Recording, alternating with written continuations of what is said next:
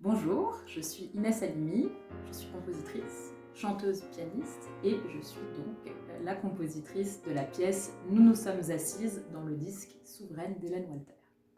Lorsque Hélène m'a contactée pour ce projet, elle a tout de suite évidemment parlé de la poétesse Renée Vivant que j'ai découvert grâce à elle. J'ai commencé à plonger dans cette littérature magnifique et donc je me suis dit chic, enfin un projet autour de femmes qui méritent d'être racontées.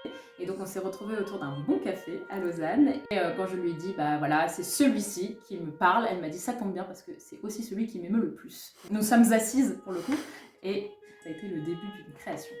Nous nous sommes assises est le poème qui m'a le plus parlé parce qu'il y a quelque chose de l'ordre de l'indicible et j'ai eu envie de rendre ça en musique.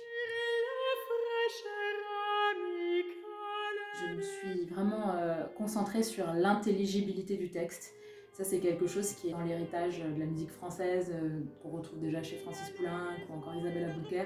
Mettre le texte en lumière, la musique est au service de la dramaturgie.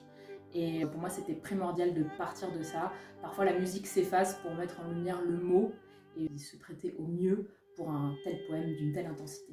Pour moi, cette pièce, c'est d'abord un dialogue donc entre le chant et le hautbois. Je voulais vraiment qu'on installe un rapport intime entre les deux instruments. Comment le hautbois va s'inscrire dans cette pièce, je l'ai tout de suite imaginé comme le contre-chant, la deuxième voix, la voix de la femme aimée, qui serait là un petit peu comme un spectre qui a une grande place dans le déroulé de l'action.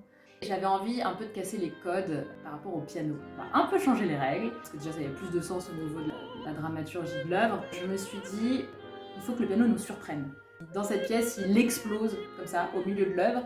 Je voulais qu'il ait un peu une place à part entière, un peu comme un troisième personnage qui surgit en plein milieu pour participer au déroulement de l'action.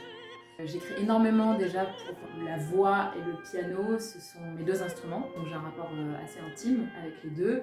On me demande souvent de mettre en musique de la poésie et c'est vrai que j'adore ça. L'instrument invité, le hautbois, c'était évidemment aussi, comme le chant, un instrument mélodique. Et donc je voulais qu'il ait la part belle, d'autant que c'était Monsieur David Walter au pupitre, et donc je voulais lui rendre hommage, donc j'espère que j'ai réussi mon boulot. Et puis la deuxième chose, c'est que j'ai fait des études évidemment en musique classique, mais aussi en jazz, et donc j'ai beaucoup côtoyé les vents, et je suis très influencée par leur phrasé, leur rapport au souffle et à la direction de la phrase, qui finalement se rapproche quand même beaucoup de celle que nous on a en tant que chanteuse et chanteur. Je suis allée puiser dans tout ça pour écrire pour cet instrument-là.